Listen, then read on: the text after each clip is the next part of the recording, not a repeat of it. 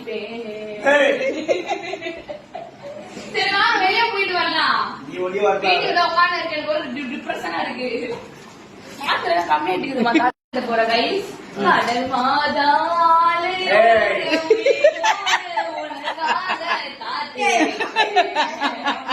காத்திருப்பேயா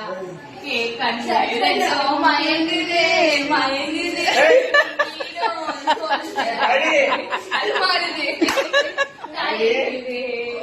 இந்த உப்பு காத்து இடிக்குது, உன்னையோ எங்கேயோ இழுக்குது. அவரு சாப்பிட்டு அவர் போய் பள்ளி பள்ளினா அவர் என்ன பண்ணுவாரு?